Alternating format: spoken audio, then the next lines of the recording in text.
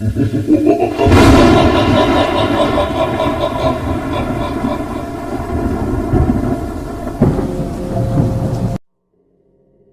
बार की बात है, ममता अपने बेटे गोलू के साथ स्कूल से वापस घर आ रही थी। रास्ते में उन्हें एक आम का बगीचा दिखाई दिया जो बहुत ही सुंदर होता है। उस बगीचे का मालिक पेड़ से आम तोड़ रहा होता है। तभी गोलू अपनी माँ से कहता है, माँ, मुझे आम खाने का बहुत मन कर रहा है। क्या आप मुझे उन अंकल की तरह एक आम तोड़कर दे दोगी? गोलू बेटे, ये बगीचे का मालिक है। अगर हम अंदर गए तो ये हमें मारेगा और आम भी नहीं देगा, और हमारे पास इतने पैसे भी नहीं है कि हम इसे पैसा देकर आम खरीद लें। मैं नहीं जानता माँ, मुझे आम खाना है तो खाना है। गोलू आम खाने के लिए जिद करने लगता है। उसके बाद गोलू की माँ को ना चाहते हुए भी बगीचे के अंदर जाना पड़ता है। जैसे ही वह एक आम तोड़ने वाली होती है, तभी वहाँ बगीचे का मालिक मोहन पहुँच जाता है और उससे कहता है, अरे तुम मेरे बगीचे में क्या कर रही है? क्या तुझे बाहर लगा बोर्ड नहीं दिखाई दिया? बगीचे के अंदर आना मना है। ममता बहुत डर जाती है और डरती हुई मोहन से कहती है, अरे भाई साहब, मुझे माफ कर दीजिए। मुझे नहीं पता था कि आप इतना गुस्सा हो जाएंगे।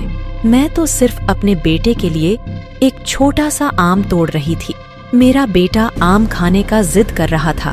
क्या आप मुझे एक आम दे सकते हैं? पागल हो गई है तू क्या? फ्री फोकट में तुझे आम दे दूं? इतना बड़ा पागल हूँ क्या मैं? ला पैसे निकाल, तभी तुझे आम दूंगा। भाई जी, मेरे पास पैसे नहीं हैं। मैं बहुत ही गरीब हूँ। पैसे होते तो मैं आपसे आम नहीं मांगती। क्या कहा? पैसे नहीं है? जब पैसे नहीं है तो भिखारीन, तुम मुंह उठाकर यहाँ क्यों आई है? जा, अब यहाँ से निकल। भाई साहब, प्लीज प्लीज एक आम दे दो। मेरा बेटा भूखा भी है, उसका पेट भर जाएगा। भाई साहब प्लीज एक आम दे दो। मोहन उसकी एक नहीं सुनता और उसे वहां से भगा देता है। जिसके बाद ममता वापस अपने बेटे के साथ अपने घर पहुंच जाती है। तभी गोलू कहता है, मम्मा, मुझे आम खाना है।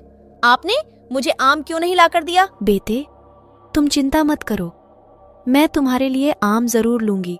लेकिन तुम जानते हो ना, मेरे पास अभी पैसे नहीं हैं। माँ, हम गरीब क्यों हैं? काशम हम भी अमीर होते तो हम जो चाहे वो खा लेते। 2 दिन से खाना नहीं खाया, सही से बहुत भूख लग रही है मम्मा। गोलू, तो एक ग्लास पानी और सूखी रोटी खाकर सो जा। कल मैं तुझे आम जरूर खिलाऊंगी। नहीं मामा, मुझे ये सूखी रोटी नहीं खानी, मुझे आम खाना है। मुझे आम लाकर दो। मुझे नहीं पता, मुझे आम खाना है। गोलू की जिद देखकर ममता परेशान हो जाती है और किसी तरह गोलू को संभालती है और उसे एक ग्लास पानी के साथ सूखी रोटी खिलाकर सुला देती है। अगले दिन सुबह गोलू ममता से कहता है, मम्मा, आपने कहा था मुझे कल आम खिलाओगी। जाओ, अब मेरे लिए आम लेकर आओ। गोलू की बात सुनकर गोलू की माँ परेशान हो जाती है। वो ये जानती थी कि बगीचे का मालिक उसे आम देना तो बहुत दूर तोड़ने भी नहीं देगा। न चाहते हुए भी वह अपने बेटे की जिद पर आम तोड़ने जाती है। जिसके बाद बगीचे का मालिक उसे वहाँ से भगा देता है और वह वापस घर आ जाती है। मम्मा, क्या आप मेरे लिए आम लाई हो? नहीं बेटा, मैं आज आम नहीं लाई, लेकिन मैं आज रात को आम जरूर लेकर आऊंगी। रात होते ही जब गांव के सभी लोग सो जाते हैं, ममता चुपके से उसी बगीचे में जाती है और आम तोड़ने की कोशिश करती है। लेकिन आम पेड़ पर इतनी ऊपर लगे होते हैं कि उसका हाथ ही नहीं जाता, इसलिए वह पेड़ पर चढ़ने की कोशिश करती है। चढ़ते चढ़ते वह आम तक पहुंच जाती है। जैसे ही ममता आम तोड़ती है, ममता का पैर अचानक से फिसल जाती है और वह नीचे गिर जाती है और उसकी मृत्यु हो जाती है।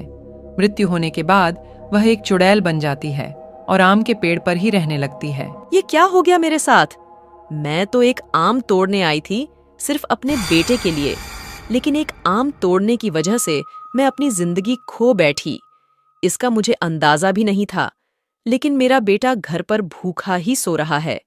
मैं उसके लिए आम ले जाती हूँ। चुड़ैल कुछ आम लेकर अपने बेटे के पास जाती है तो वह देखती है कि खाना न खाने की वजह से उसका बेटा भगवान को प्यारा हो जाता है।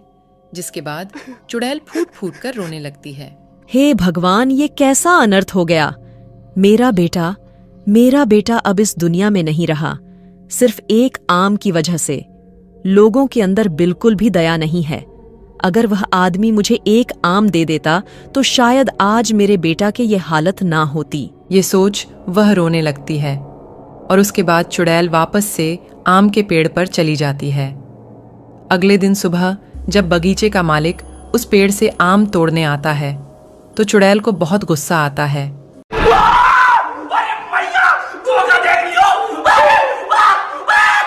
और वह अपने नुकीले नाखून से उसका गला काट देती है। आम खाना था ना तुझे, ये ले अब ऊपर जाकर आम खाना। ये कहकर चुड़ैल बगीचे के मालिक को जान से मार देती है, जिसके बाद रात के समय कोई भी आम तोड़ने की कोशिश करता तो चुड़ैल उन्हें मार दिया करती थी। उस दिन के बाद से गांव के सभी लोग उस बगीचे के पास से गुजरना बंद कर देते हैं।